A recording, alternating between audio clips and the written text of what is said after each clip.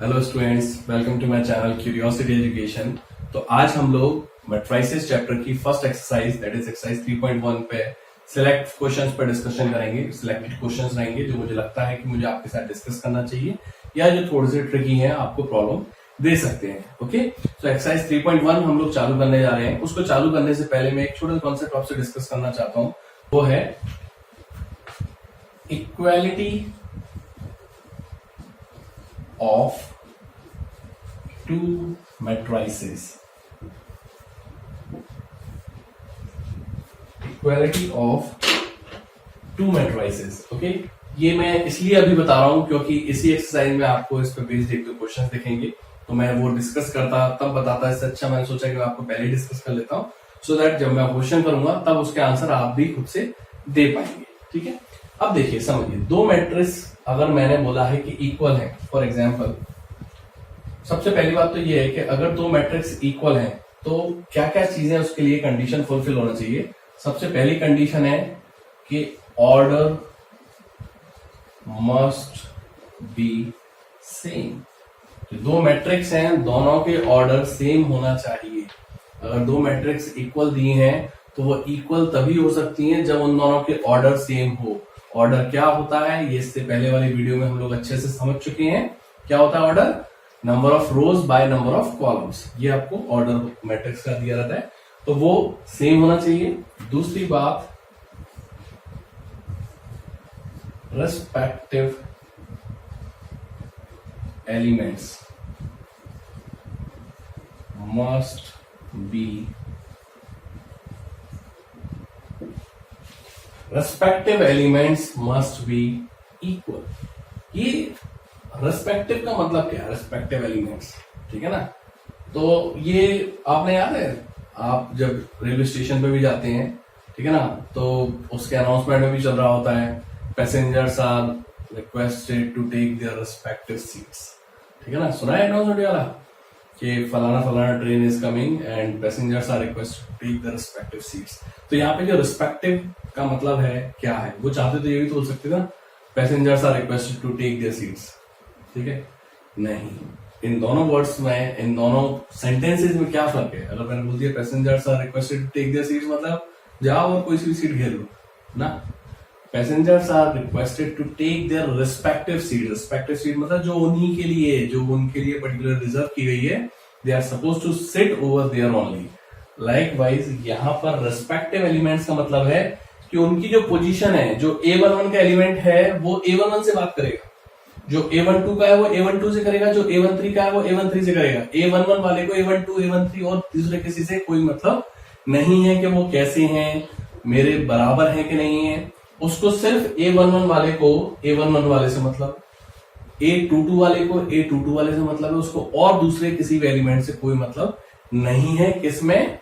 जब मैट्रिक्स की इक्वालिटी हम चेक कर रहे हैं। फॉर एग्जाम्पल, अगर मैंने आपको दो मैट्रिक्स दी, सपोज करिए 1 2 -3 7, और मैंने कहा कि ये मैट्रिक्स इक्वल है ABCD के।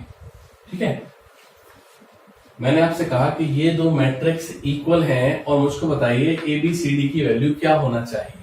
तो सबसे पहले तो मैंने चेक करा कि अच्छा, आपने बोला है ये दो मैट्रिक्स इक्वल है, ये दो मैट्रिक्स इक्वल है, इसका मतलब क्या है कि इनका ऑर्डर सेम होना चाहिए। मैंने ऑर्डर चेक करा, इसका ऑर्डर है 2/2, इसका 2/2, तो पहली कंडीशन तो ट्रू हो गई कि ऑर्डर मस्ट बी सेम। बिल्कुल सही है, इसका ऑर्डर 2/2 का है, दोनों जगह कोई दिक्कत नहीं है। फिर मैंने सेकंड चेक लगाया कि respective elements must be equal. जो रेस्पेक्टिव एलिमेंट्स है वो भी इक्वल होना चाहिए। अब आ जाओ जरा, ये A11 का एलिमेंट है, अगर मैं इसको ध्यान से देखूं तो ये मेरा A11 है, तो इसका A11 इसके A11 से, ये मेरा फर्स्ट रो फर्स्ट कॉलम का एलिमेंट है, इक्वल होना चाहिए। तो यहां से मेरी वैल्यू आ गई 1 = A, या आप लिख सकते हैं A = 1।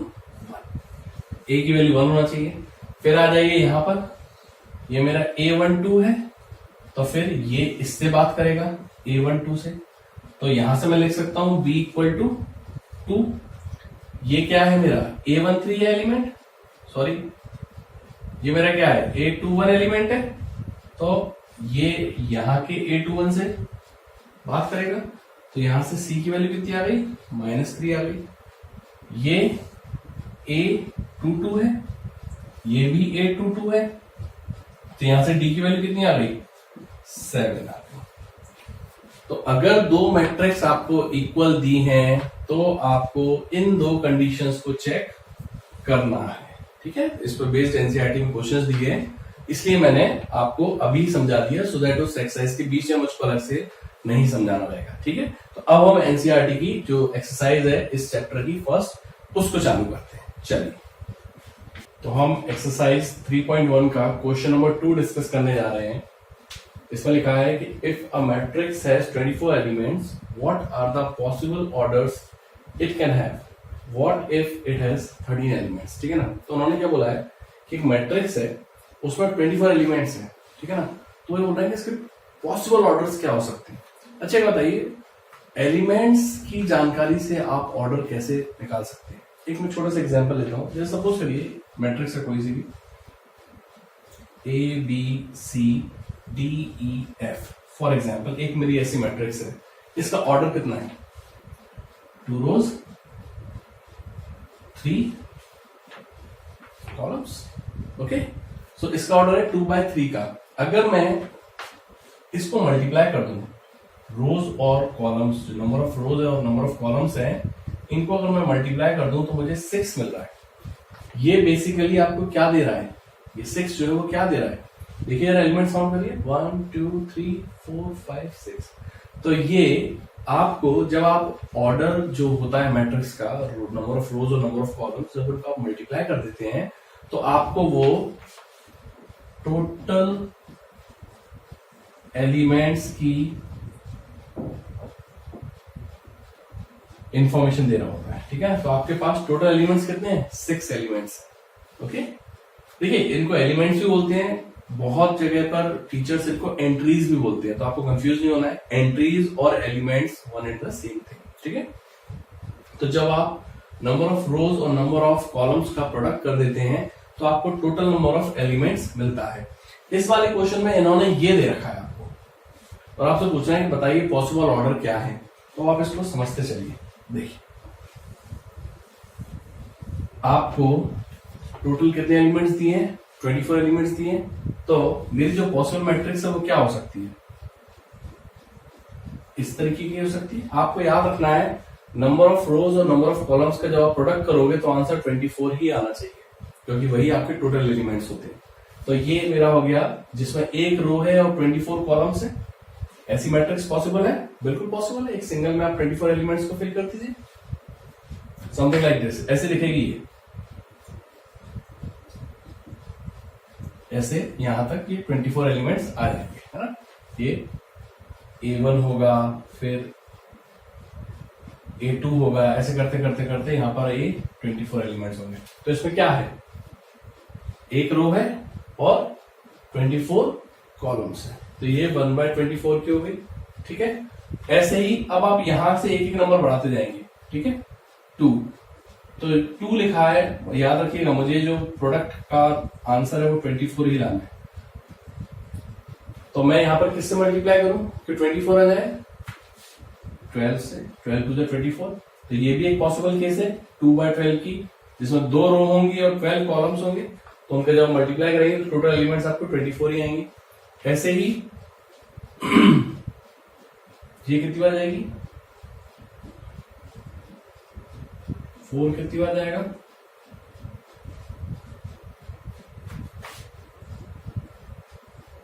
फिर 5 कितनी बार जाएगा। मैं एक एक करके बढ़ाता है, 1 2 3 4 5। अब आप जानते हैं मुझे यहाँ पर 24 चाहिए, ठीक है। और यहाँ पर कोई एक नेचुरल नंबर ही आ सकता है, ठीक है ना। मतलब कि पॉइंट में आंसर नहीं आ सकता, रो पॉइंट में नहीं हो सकती ना, कॉलम पॉइंट में हो सकता है। 1.2 कॉलम का मतलब क्या होता है, या तो 1 कॉलम होगा या 2 कॉलम होगा, तो पॉइंट में तो आ नहीं सकता है। तो यहाँ पर मैं एक ऐसे नंबर से मल्टीप्लाई करूं कि 24 आ जाए, ऐसा पॉसिबल है। जो एक नेचुरल नंबर हो उसका मल्टीप्लाई करूंगा इससे और मेरा आंसर 24 आ जाए, नॉट पॉसिबल।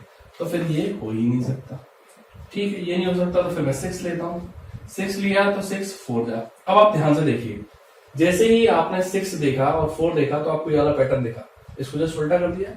तो यहां से अब आपको सारे पैटर्न उल्टे करते हुए चलना है, ठीक है। यहाँ पे आपको हिंट मिल गई, जैसे ही पैटर्न आपका रिवर्स हो गया अब आप समझ जाइए कि मैंने जितने भी लिखे हैं मैं सबको उल्टा करके लिख दूंगा। तो ये वाला मैंने लिख दिया, ये अब इसको लिख देते हैं। फिर देखिए सभी में 24 ही आ रहा है, आप चेक भी कर सकते हैं। और so these are the possible number of orders जो एक इस मैट्रिक्स के हो सकते हैं, क्योंकि इन सभी में आंसर आपका 24 ही आएगा, ठीक है ना।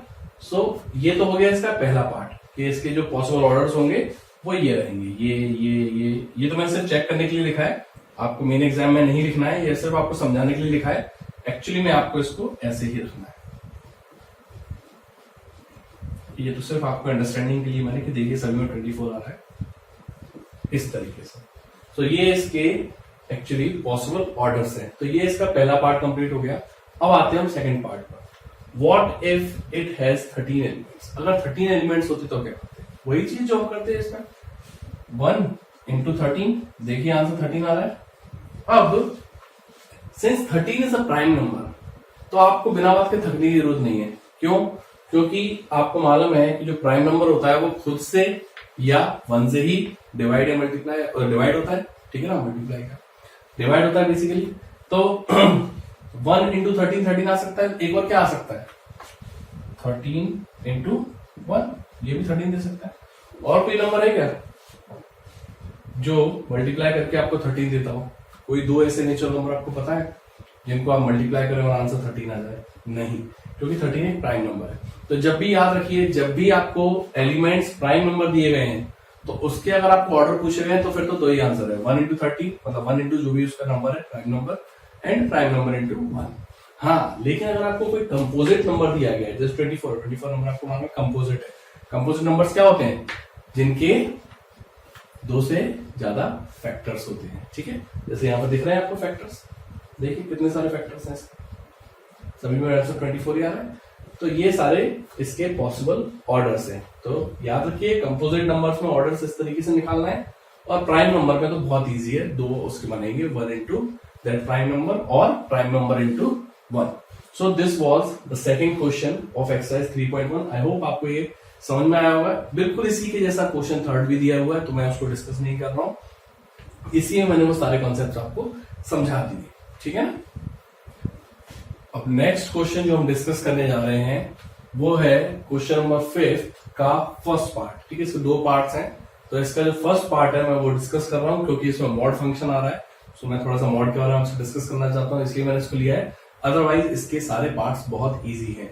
नाउ क्वेश्चन है कंस्ट्रक्ट अ 3/4 मैट्रिक्स, ठीक है ना। मतलब क्या है, आपको एक ऐसी मैट्रिक्स बनानी है जिसमें 3 रोज होना चाहिए और 4 कॉलम्स होना चाहिए, और उसके जो एलिमेंट्स हैं वो इस डेफिनेशन से दिए जा रहे हैं, aij equals to 1/2 mod -3i plus j। Okay, इससे पहले वाले वीडियो में मैंने एक सिंपल सा एग्जांपल लिया था जिसमें मैंने अभी एक कोई डेफिनेशन ली थी और उससे मैंने मैट्रिक्स कंस्ट्रक्ट करी थी। यहाँ पर भी बिल्कुल उसी पैटर्न को फॉलो करना है। देखिए 3/4 की मैट्रिक्स कुछ ऐसी दिखेगी। एक अगर आप रफ लेआउट बनाएं तो आपकी 3/4, 3 रोज चाहिए आपको, 4 कॉलम चाहिए, ठीक है। तो कुछ ऐसी दिखेगी,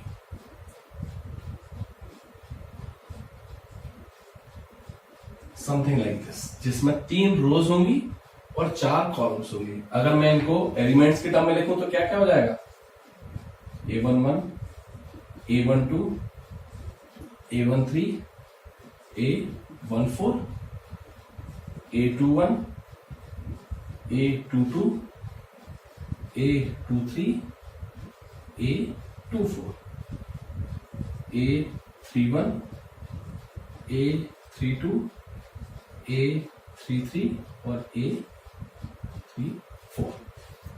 सो ये मेरी एक 3/4 की मैट्रिक्स बन गई है। अब मुझे इसमें इन एलिमेंट्स की वैल्यू निकालनी है, ठीक है ना।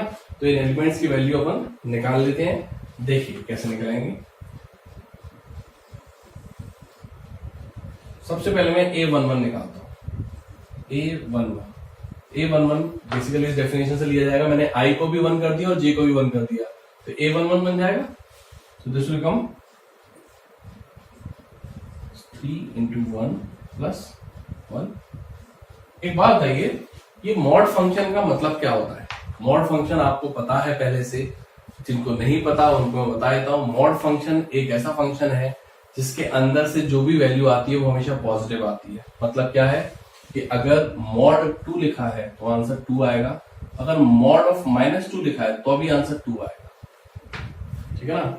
मतलब मॉड फंक्शन के अंदर भले ही आप नेगेटिव वैल्यू भी इंसर्ट करेंगे तो जब आप उसको बाहर निकालेंगे तो हमेशा पॉजिटिव बनकर ही निकलेगी। ठीक है, तो बेसिकली ये कितना हो गया देखिए, 1/2 ये हो गया -3 प्लस 1, 1/2 ये हो गया -2, पर मैंने बोला मॉड में से जब बाहर आएगा तो +1 क्या आएगा, तो ये कटा, आंसर आ गया 1। ठीक है, तो ये a11 की वैल्यू आ गई। मैं यहां पर देखिए सब्स्टिट्यूट कर रहा हूं, ये a11 की वैल्यू आ गई। ऐसे ही अब आप a12 की वैल्यू निकालेंगे, 1/2।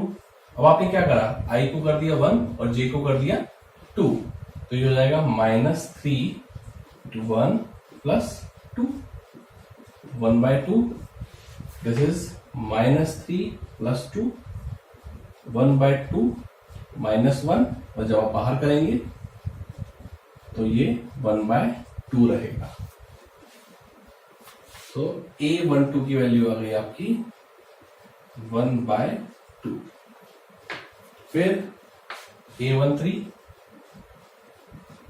1/2 -3, 3 प्लस a13 है ना, सो 1 और 3, so 1/2, this is -3 plus 3 which is 1/2 into 0, answer आ गया 0। a14 अगर आप निकालते हैं 1/2 -3 1 plus 4, so 1/2, this is -3 plus 4 which is 1/2, और यहाँ पे 1 ही है, पॉजिटिव है, कोई दिक्कत नहीं है, तो 1/2 आ जाएगा।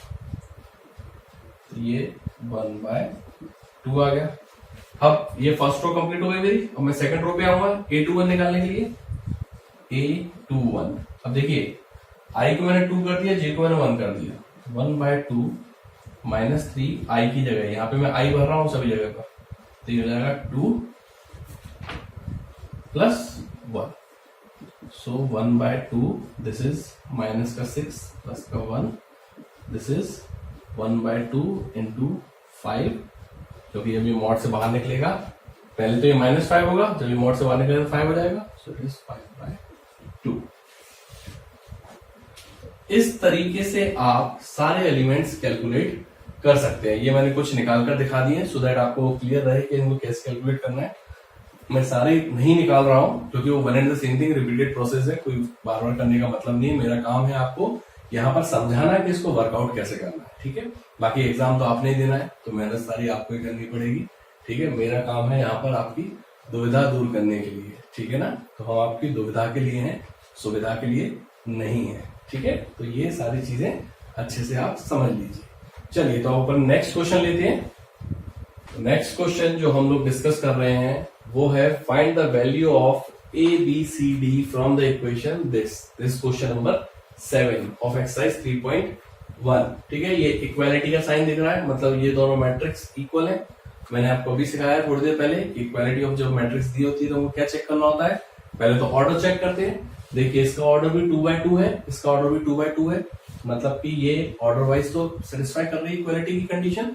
सेकंड कंडीशन क्या थी कि जो रिस्पेक्टिव एलिमेंट्स है, मतलब यहाँ का A11 और यहाँ का A11, ऐसे ही A12 के, A21 के, A22 के इक्वल होना चाहिए। उसी कंडीशन को यहाँ पुट करते हुए हम लिखेंगे A minus B equals to -1 होना चाहिए, 2A plus C equals to 5 होना चाहिए, 2A minus B equals to 0 होना चाहिए, 3C plus D equals to 13 होना चाहिए। अब आपके पास ये 4 इक्वेशंस हैं और वेरिएबल्स कितने हैं, 4 वेरिएबल है, ठीक है ना।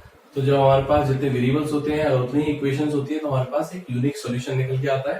तो अब हम इसको सॉल्व कर लेते हैं। देखिए जैसे इस वाले को देखें, यहां से मैं लिख सकता हूं 2a इक्वल्स टू बी।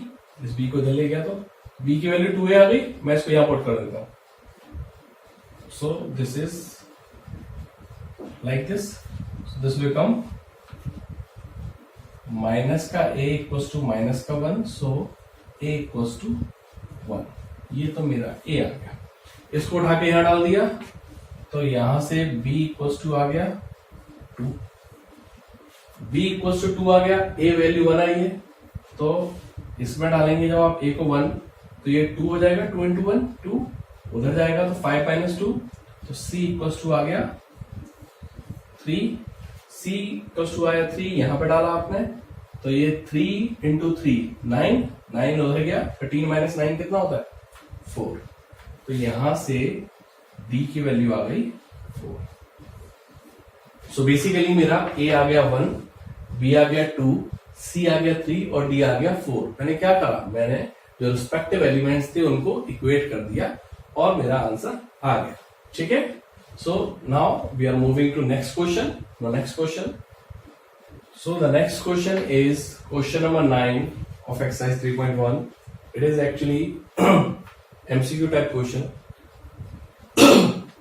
आपको बोला गया है which of the given values of x and y make the following pair equal। ये दो मैट्रिक्स दिए हैं, आपसे बोला है कि इनको इक्वल करना है, उसके लिए x और y की क्या वैल्यू होना चाहिए। MCQ टाइप क्वेश्चन है, आपको ये समझना इसलिए भी अब जरूरी हो गया है क्योंकि आपके बोर्ड एग्जाम का पैटर्न चेंज हो गया, आप जानते हैं अब उसमें MCQs भी आएंगे, तो हमको MCQs को सॉल्व करने की भी प्रैक्टिस अच्छे से डालनी है और कॉम्पिटेटिव एग्जाम में तो आते ही है, ठीक है ना। जेई वगैरह के जो एग्जाम्स है उसमें तो MCQs ही आते हैं, तो आपको उसके लिए भी हैबिचुअल होना पड़ेगा। तो ये बेसिक्स है, फिर धीरे धीरे हम उस पर एडवांस लेवल पे भी MCQs को ट्राई करना चालू करेंगे। नाउ इन्होंने क्या बोला है कि दो मैट्रिक्स को इक्वल करना है। इक्वल करना है मतलब क्या, ये दो इक्वल, ऑर्डर दोनों के बराबर है, बिल्कुल बराबर है, 2/2 2/2, रेस्पेक्टिव एलिमेंट्स को इक्वल कर देते हैं। चलिए तो a11 को इक्वेट करा तो यहां से आया, मैं लाइन खींच रहा हूं सो दैट आपको क्लियर रहेगा। 3x + 7 इक्वल्स टू आया 0, 5 इक्वल्स टू आया y - 2, y + 1 इक्वल्स टू आया 8 और 2 - 3x इक्वल्स टू आया 4। अब अगर मैं देखिए इसमें तो डायरेक्ट वैल्यूज निकालनी है। अगर मैं इधर से देखूं तो x की वैल्यू आ गई -7/3, यहां से y की वैल्यू आ गई 7, यहां से y की वैल्यू आ गई 7 और x की वैल्यू आ गई कितनी -2/3।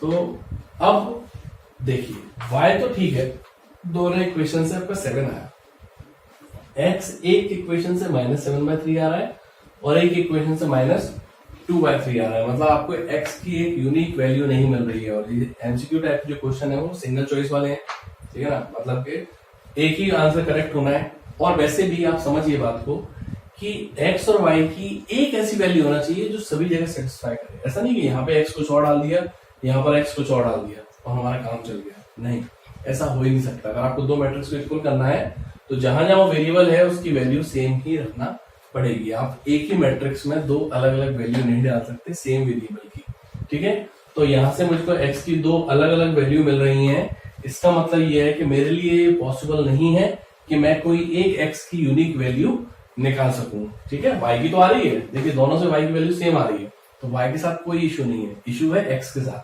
क्योंकि यहां से सॉल्व करने पे x आपका -7/3 आ रहा है और यहां से सॉल्व करने पे x आपका -2/3 आ रहा है, जो कि मेरे लिए प्रॉब्लमेटिक है। So I can say that I am not able to find, so it is not possible to find the answer, correct answer of this problem, ठीक है। So this was all about this question. The next question is question number 10। The number of all possible matrices of order 3/3 with each entry 0 or 1 is, ठीक है ना। मुझे 3/3 की एक matrix बनानी है और उसके अंदर सिर्फ 0 या 1 का ही यूज करना है। मतलब आप चाहे तो पूरे 0 भी ले सकते हैं, आप चाहे तो पूरे 1 ले सकते हैं, अदरवाइज 0 और 1 भी ले सकते हैं। इसके अलावा कुछ और एलिमेंट्स नहीं लेना। तो ऐसे कितने पॉसिबल मैट्रिसेस हैं, मैं आपको एग्जांपल देता हूं कि किस टाइप के मैट्रिक्स एक्चुअली ये लोग जानना चाह रहे हैं। जैसे सपोज करिए ये मेरी एक 3x3 की है, तो मैं कुछ ऐसी बना सकता हूं चाहूं तो। ये एक पॉसिबल केस है, या फिर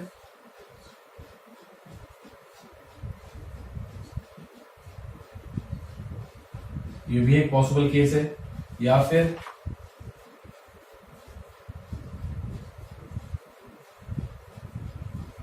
ये भी एक पॉसिबल केस है, और भी बहुत सारे, मतलब lot many arrangements will be there. कहीं पर भी एक 0 कर दीजिए, कहीं पर यहां पर 0 कर दीजिए, कहीं पर 1 कर दीजिए। इस टाइप से आप बहुत सारे कॉम्बिनेशंस बना सकते हैं।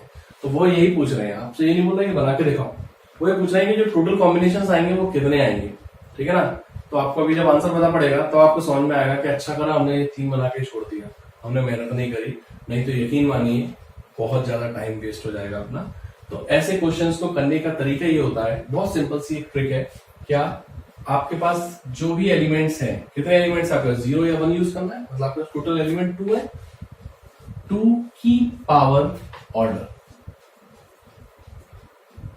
का मल्टीप्लाई, मतलब जो भी ऑर्डर, या आप ऐसे लिख दो 2 की power into number of elements. Number of elements कैसे निकालते हैं, रोज और कॉलम्स का मल्टीप्लाई करके, ऑर्डर जो दिया होता है उसका मल्टीप्लाई कर देते हैं। तो यहाँ पे नंबर ऑफ एलिमेंट्स कितने हैं, 3 इंटू 3 9। तो बेसिकली मेरा आंसर बन जाएगा 2 की पावर 9। आप जब इसको सॉल्व करेंगे तो आंसर आएगा 512। 2 की पावर 9 क्या होता है, 2 into 2 into 2 into 2 into up to 9 times.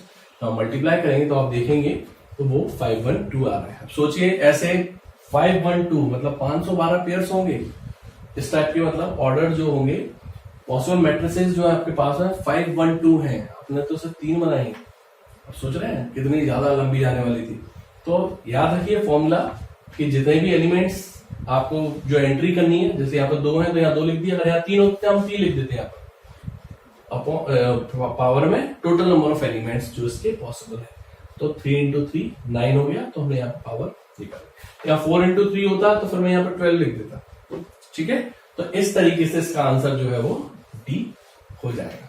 So this was all about exercise 3.1। मैंने यहाँ पर जो इंपॉर्टेंट क्वेश्चन है जो मुझे लगते हैं कि आपको आना चाहिए, आपको प्रॉब्लम आ सकती है, वो सारे क्वेश्चन मैंने डिस्कस कर लिए। But still if you feel any difficulty in any other question जो मैंने यहाँ पर नहीं लिया है, तो आप कमेंट सेक्शन में पोस्ट करिए, हम उसको वहां पर भी डिस्कस करेंगे। If you like this video, then please like, share, subscribe to our channel and press the bell icon to get the latest notifications. Thank you.